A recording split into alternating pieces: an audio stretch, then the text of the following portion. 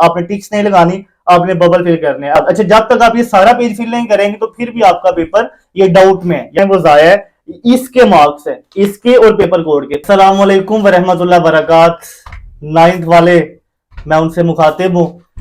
यकीनन आपके पेपर शुरू हो गए हैं और मैं चाह रहा था कि कुछ ऐसी बेसिक मिस्टेक्स के जो बच्चे हर पेपर में करते हैं, उन्हें इस चीज़ के बारे में इन्फॉर्म किया जाए कि पेपरों के बाद जब आपके पेपर हो जाते हैं और बच्चे फिर आगे कहते हैं कि हमारे पेपर बड़े अच्छे हुए हैं, और यकीनन उनके पेपर अच्छे होते हैं और वो फिर एक्सपेक्टेशन लगा लगा लेते हैं कि हमारे जो है वो बड़े अच्छे मार्क्स आएंगे, लेकिन जब रिजल्ट आता है तो उनके मार्क्स या तो कम आते हैं या फिर बाद सब्जेक्ट्स में उनकी सप्ली भी आ जाती है। सो उसके पीछे कुछ बुनियादी जो है वो वजूहात होती हैं। सो मेरा दिल किया कि मैं एक वीडियो इस पे बनाऊं ताकि हम जितनी मिस्टेक्स को मिनिमाइज कर सकें, उतना जो है वो इससे आपके रिजल्ट पे इफेक्ट ज्यादा ना पड़े। पहली जो बुनियादी मिस्टेक हमारे बच्चे करते हैं, क्योंकि 9th क्लास में मोस्टली बच्चे ऐसे होते हैं कि जो 7 क्लास की अभी एज में होते हैं, 8 क्लास की एज में होते हैं और वो 9th क्लास में जाके अपेयर हो जाते हैं। सो वो इमेच्योर स्टेज पे होते हैं। उनके लिए यहाँ पे कोई इतना वो इतनी अच्छी उनकी तैयारी नहीं होती है। बाज़ दफा तैयारी होती है लेकिन उनके टीचर्स ने उन्हें जो है वो बताया नहीं होता कि किस तरह आप लोगों ने पेपर में जो है वो अपेयर होना है। सो मैं चाह रहा था कि सिर्फ ये अपने ही स्टूडेंट्स को ना बताया जाए बल्कि एक वीडियो बना दी जाए और इससे फिर जो है वो लोगों का भला हो जाए।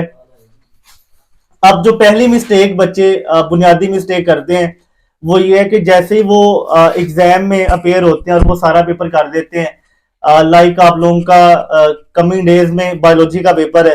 फर्ज करें आपने बायोलॉजी की दिन रात लगा के जो है वो तैयारी की और आपने सारा पेपर कर दिया, लेकिन सारा पेपर करने के बावजूद अगर आप लोगों ने अपने पेपर के ऊपर अपना रोल नंबर नहीं लिखा तो फिर आपका जो पेपर है वो एक्सेप्टेबल नहीं होगा। ये लास्ट टाइम जो है वो ये हमारे पास बिल्कुल एक स्कूल है, वहां पे एक बच्ची 10th क्लास का पेपर देने आई हुई थी और वो टॉपर बच्ची थी और उससे पूछा गया कि आप दोबारा से अपेयर हुई हैं, तो उसने कहा कि मैंने सिर्फ रोल नंबर नहीं था लिखा और जब मैंने रोल नंबर नहीं लिखा तो फिर अल्टीमेटली मुझे जो है वो फेल कर दिया गया। सो ये बुनियादी स्टेप्स हैं जो आपको पेपर आता है या फिर नहीं आता, आपका पेपर एक्सेप्टेबल ही तब तक नहीं होगा जब तक आप अपना रोल नंबर ही लिखेंगे, क्योंकि वहां पे आपका नाम नहीं उनके पास होता, आप ये नहीं वहां उनके पास होता कि आप किस अदारे में पढ़ रहे हैं। आपका रोल नंबर ही सब कुछ बता रहा होता है। अगर आपने अपना रोल नंबर नहीं लिखा होगा तो उससे आपका पेपर जो है वो एक्सेप्टेबल नहीं होगा। मेरे हाथ में एक पेपर भी है, मैं आपको बाद में दिखाता भी हूँ। यहाँ पे डिफरेंट तरह के पोर्शन बने हुए हैं कि कहाँ पे आपने रोल नंबर को लिखना है, कहाँ पे आपने सारी चीजें। पहले मैं चाहूंगा कि आप जो है वो इनको पॉइंट्स की शक्ल में कहीं ना कहीं नोट कर ले, उसके बाद फिर मैं आपको प्रैक्टिकल बताऊंगा। पहला जो पॉइंट मैंने बताया, जैसे ही आपको पेपर मिले आपने क्या करना है कि आपने अपने पेपर के ऊपर अपना रोल नंबर लिख लेना है, फिर आपका पेपर एक्सेप्टेबल होगा। अच्छा, दूसरा पॉइंट कि जैसे ही आपने अपना रोल नंबर लिख लिया, आपका पेपर शुरू होगा, सबसे पहले आपको ऑब्जेक्टिव पेपर दिया जाएगा जिसे आप मरूजी कहते हैं। अब मरूजी पेपर के ऊपर ना, ऑब्जेक्टिव के ऊपर एक पेपर कोड होता है। वो पेपर कोड 4 हिस्सों पर मुश्तमिल होता है। आपने क्या करना है, आपने फौरी तौर पे जैसे ही आपको ऑब्जेक्टिव मिल जाए आपने वो पेपर कोड 4 हिस्सों का अपनी आंसर शीट पे आ जाना है और आंसर शीट पे आने के बाद आपने पेपर कोड उसके ऊपर नोट कर लेना है। याद रखें, अगर आपको 12 के 12 एमसीक्यूज आते होंगे और आप सही भी टिक लगाएंगे और आपने पेपर कोड नहीं लिखा होगा तो आपका एमसीक्यूज में एक नंबर भी नहीं आएगा। सो अगर आप एमसीक्यूज में नंबर देना चाहते हैं तो सबसे पहले आप लोगों ने पेपर कोड लिखना है। अभी तक 2 पॉइंट्स हो गए, एक आप लोगों ने रोल नंबर लिखना है और दूसरा आपने पेपर कोड लिखना है। अब मैं आपको अपनी आंसर शीट के ऊपर ये मेरे हाथ में बोर्ड के एग्जाम्स की एक जो है वो आंसर शीट मौजूद है। मैं चाह रहा था कि बच्चों को प्रैक्टिकली जो है वो बताया जाए कि किस तरह आप लोगों ने जो है वो इसको फिल करना है। सबसे पहले मेरे हाथ में आपको एक जो है वो आंसर शीट नजर आ रही है। अब ये आंसर शीट है, ये इसी तरह का एक जो पेपर है वो आपको मिलेगा। ये 28 सफात पर मुश्तमिल होगा। इसके 24 पेजेस होंगे। 24 सफात पर ये आंसर शीट जो है वो मुश्तमिल होगी। आपको जैसे ही आंसर शीट मिलनी है, पेपर शुरू होने से पहले ही आपको मिल जाएगी, यानी ऑब्जेक्टिव और सब्जेक्टिव मिलने से पहले आपको ये आंसर शीट मिल जाएगी। जैसे ही आपको आंसर शीट मिले आपने सबसे पहले देखना है कि क्या इसके 24 पेजेस पूरे हैं। अगर तो 24 पेजेस से आपको कोई लगे कि पेज कम है तो आपने फौरी तौर पे वहां पे जो निगरान होगा आपने ये शीट वापस करनी है और उससे न्यू लेनी है। और दूसरी चीज आपने ये भी देखनी है कि क्या इसका ये जो शीट है इसके जो पेज है वो सेपरेट तो नहीं है, क्या ये बाइंड है मुकम्मल तौर पे। अगर बाइंड है तो फिर आपने इसको यूज करना है, अगर इसका धागा निकला हुआ है, अगर ये सेपरेट है तो फिर भी आपने इसको इस्तेमाल नहीं करना। सबसे पहले ये आपको जैसी आंसर शीट मिलेगी आपने इसके ये पेज काउंट करने हैं। 24 पेजेस की आपकी ये शीट होती है। अच्छा, आपको आंसर शीट मिल जाएगी, उसका कोई फ्रंट पेज जो है वो इस तरह का होगा। जैसी आंसर शीट मिलेगी इसके बिल्कुल टॉप पे उसने डेट का जो ऑप्शन है वो दिया हुआ है। आपने इसी तरह ही जो पहले डबल डी है इसका मतलब डे है, उसके बाद डबल एम है इसका मतलब मंथ है, उसके बाद आगे वाई है इसका मतलब ईयर है। यानी आपने डेट बतानी है, डेट क्या है, जिस दिन आपका पेपर होगा उस दिन की आपने डेट लिखनी है। फिर आपने मंथ जो चल रहा है ये मार्च चल रहा है, मार्च में आप लोगों के पेपर हो रहे हैं, आपने 03 लिखना है। उसके बाद आपने 2025 जा रहा है तो 2025 लिखना है। अच्छा, कुछ बच्चों के जो पेपर है वो फर्स्ट टाइम होता है, कुछ बच्चों का पेपर सेकंड टाइम होता है। जिन बच्चों के पेपर फर्स्ट टाइम है वो मॉर्निंग पे बबल फिल करेंगे और जिन बच्चों का पेपर सेकंड टाइम है वो इवनिंग में बबल फिल करेंगे। ये बात बच्चे यहाँ पे टिक्स लगा रहे होते हैं, आपने टिक्स नहीं लगानी, आपने बबल फिल करने हैं। अगर तो आपका सुबह है यानी 8:30 है फिर आप मॉर्निंग, अगर आपका 1:30 बजे पेपर शुरू हो रहा है या फ्राइडे को आप लोगों का 2:30 बजे शुरू हो रहा है तो फिर आप लोगों ने यहाँ पे इवनिंग पे टिक लगानी है। ये एक चीज हो गई। उसके बाद अच्छा, जब तक आप ये सारा पेज फिल नहीं करेंगे तो फिर भी आपका पेपर ये डाउट में है, यानी अंदर वाला आप जितना मर्जी अच्छा करें लेकिन फ्रंट पेज अगर उसका फिलअप नहीं होगा तो उसमें डाउट रह जाएगा। उसके बाद आपने आ जाना रोल नंबर पे। आपको जो रोल नंबर स्लिप दी जाएगी ना उस पे आप लोगों का रोल नंबर लिखा होगा और रोल नंबर 6 हिस्सों पर मुश्तमिल होगा। लाइक यहाँ पे बच्ची ने लिखा हुआ है 252402। आपने ऐसे ही सीक्वेंस वाइज रोल नंबर लिखने और कोशिश, बात बचे ना जुबानी याद करके तो लिख लेते हैं, आपने कोशिश करनी है कि रोल नंबर स्लिप आपके सामने हो और आपने बिल्कुल उसकी तरफ देख के फिर यहाँ पे रोल नंबर पुट करना है। रोल नंबर आपने लिख लिया, जिस रोल नंबर का जोन सा हिस्सा होगा उसी का आपने बबल फिल करना है। लाइक यहाँ पे 2 है तो आपने नीचे 2 का बबल फिल करना है, यहाँ पे 5 है आपने नीचे 5 का बबल फिल करना है। इस तरह आपका रोल नंबर भी हो जाएगा। आगे बिल्कुल साथ ही आपको पेपर कोड का ऑप्शन नजर आ रहा है। ये जो पेपर कोड है ना ये आपको जब ऑब्जेक्टिव मिलेगा ना एमसीक्यूज वाला, ये उसके ऊपर 4 हिस्सों का होगा। आपको जैसे ऑब्जेक्टिव मिले आपने पेपर कोड यहाँ पे पुट कर लेना। बेशक ये बबल बाद में फिल कर लीजिएगा लेकिन आपने पहले पेपर कोड लिख लेना ताकि आपके 12 नंबर जो है वो पक्के हो जाए। अब पेपर कोड भी लिख लिया, आपने रोल नंबर भी लिख लिया, उसके बाद आपने नीचे वाले पोर्शन में आ जाना, साइड पे आ जाए। अगेन डेट उसने पूछी हुई है, डेट लगानी है।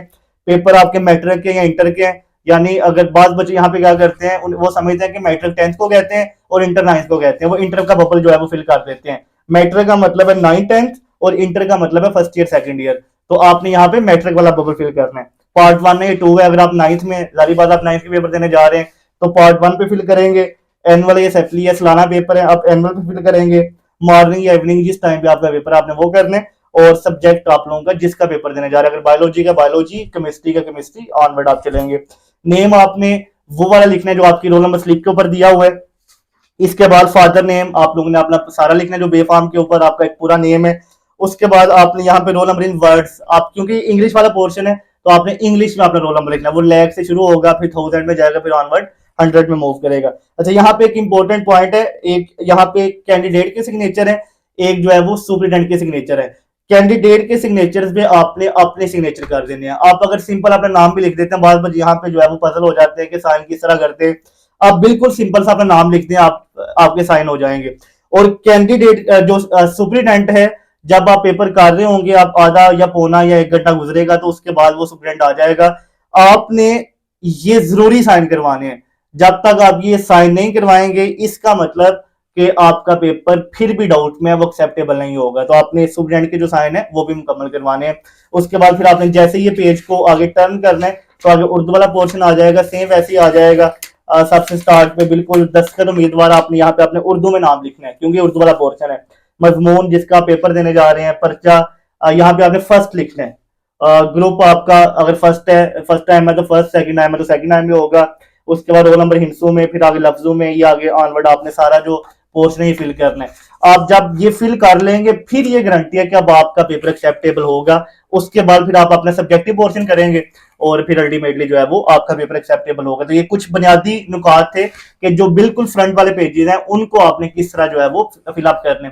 इसके अलावा जैसे आप पेपर में बैठे होंगे तो पेपर के दौरान एक अटेंडेंस शीट आपको मिलेगी। बाद बच्चे पेपर में इतने मसरूफ होते हैं कि वो अटेंडेंस शीट की तरफ ध्यान ही नहीं देते।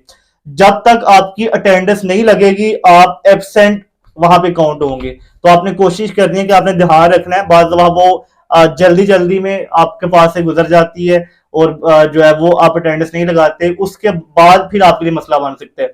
आपने अपनी अटेंडेंस शीट को उसके ऊपर अपनी अटेंडेंस आपने लगानी है प्रॉपर वे से, फिर आप लोगों ने जो है वो पेपर करना है। अच्छा, जब पेपर आप कर रहे हो उसमें आपको जो रोल नंबर स्लिप्स मिली है ना, उसके पीछे कुछ उसने हिदायत दी हुई है। पहले उसके ऊपर जो हिदायत है वो ये है कि आपने अपने पेपर में ना तो व्हाइटनर का इस्तेमाल करना है और ना अपने रिमूवर का इस्तेमाल करना है। जो बच्चा भी इंक रिमूवर का या व्हाइटनर का इस्तेमाल करेगा उसके उस क्वेश्चन में मार्क कट हो जाएंगे। तो पहली चीज आप लोगों ने ये दोनों चीजों का इस्तेमाल नहीं करना। अच्छा, बाद बच्चे क्या करते हैं कि वो जैसे ही एमसीक्यूज लगा रहे होते हैं वो टिक्स लगाते जाते हैं।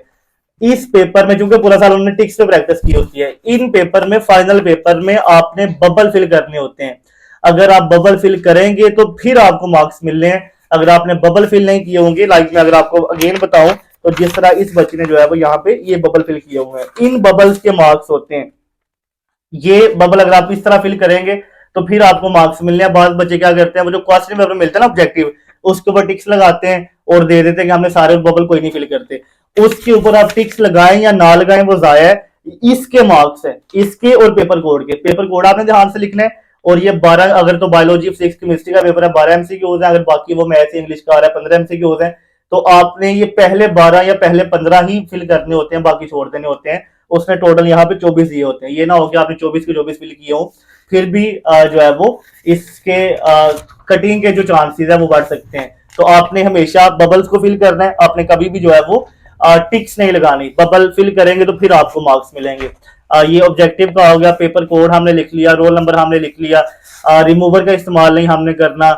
इसके अलावा हमने जो है वो व्हाइटनर का इस्तेमाल नहीं करना। अच्छा, लेड पेंसिल अलो नहीं है। आपको शायद किसी ने बताया हो या ना बताया हो, 9th क्लास के अंदर जो कच्ची पेंसिल है वो अलो नहीं है।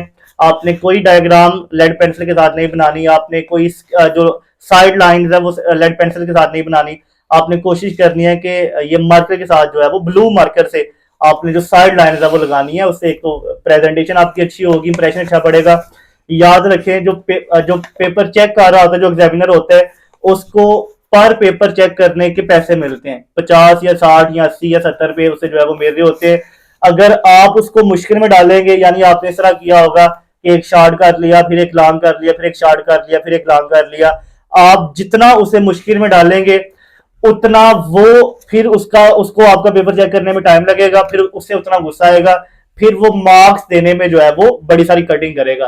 तो आपने कोशिश ये करनी है कि प्रेजेंटेशन एक सिमेट्रिकल वे से जो है वो करनी है। आपका पेपर नीट एंड क्लीन हो। आपने कटिंग से अपने पेपर को बचाना है, यानी आपका पेपर जैसे वो पकड़े उसे लगे कि ये बच्चा कोई काबिल बच्चा है कि जिसका मैं पेपर चेक कर रहा हूँ, और इतने कॉन्फिडेंस से आपने लिखा हो। क्योंकि बेसिकली आप पेपर में आपके माइंड में जो होता है उसका हर एक ख्याल कर रहे होते हैं। आपने इतने अच्छे तरीके से इतने प्रॉपर वे से लिखा हो कि वो समझे कि बच्चा, क्योंकि उसको ये नहीं पता कि किस स्कूल का बच्चा है, इसका नाम क्या है, ये किस कबीले से है, किस खानदान से है, किस मट्टी से है। आपका पेपर ही सब कुछ बता रहा होता है। तो अगर आपका पेपर की प्रेजेंटेशन, आपके पेपर में राइटिंग, आपका paper neat and clean cutting से बचा हुआ होगा तो वो आपको अच्छे मार्क्स देगा और वो यकीनन खुश भी होगा। और अगर आपका पेपर उलझनों का शिकार होगा तो फिर आपको मार्क्स मिलते हुए भी वो मार्क्स देते हुए उलझनों का शिकार होगा। इसलिए पेपर नीट एंड क्लीन रखें, पेपर साफ सुथरा रखें, एग्जामिनर के लिए जो है वो आसानियां पैदा करें, फिर वो आपके लिए भी आसानियां पैदा करेगा। ये कुछ मेन पॉइंट्स थे कि जिन पे अगर आप लोग जो है वो काम करेंगे तो इंशाल्लाह आपका पेपर एक अच्छे वे से होगा। और इंशाल्लाह आपके अगर 60 नंबर का पेपर है तो आपके 55 प्लस या 60/60 नंबर भी आ सकते हैं। जब आपने पेपर कर लेना है, पेपर करने से पहले आपने अगेन आप बच्चे हैं, छोटे बच्चे हैं, लेकिन आपने कंफ्यूज नहीं होना, डबल माइंडेड नहीं होना, पता नहीं क्या हो जाएगा। ये वही टेस्ट हैं जो आप सारा साल स्कूल में देते रहे हैं। उसी तरह के टीचर्स हैं जो टीचर यहाँ पे टेस्ट लेते थे, वही टीचर्स वहां पे है। तो आपने किसी एक बूथ को अपने सर पे सवार नहीं कर लेना कि पता नहीं क्या हो जाएगा। आपने इजी रहना है, काम डोर रहना है और अल्लाह पे तवक्कल रखना है। जैसे ही पेपर देने जाना आपने माँ बाप की दुआएं लेके जानी है, क्योंकि जहाँ पे इंसान बेबस हो जाता है वहां पे फिर जो है वो दुआएं काम आती हैं। सो अल्लाह पे तवक्कल रखें और अल्लाह इंशाल्लाह आपके लिए आसानियां पैदा करेगा। हमारी, आपके टीचर्स की, आपके माँ बाप की दुआएं आपके साथ हैं। यकीनन हर मुश्किल के साथ आसानी है। ये वक्ती तौर पे आपको लग रहा है कि बड़ा मुश्किल मरला है, लेकिन इसने भी कट जाना और बड़े अच्छे वे से कट जाना है। और आज की मुश्किल कल की आसानी है। अल्लाह आपके लिए आसानियां पैदा करे। बहुत बहुत शुक्रिया। अपना ख्याल रखिएगा, अपने लिए फायदा मंद बने और इस माशरे के लिए फायदा मंद बने। बहुत बहुत शुक्रिया।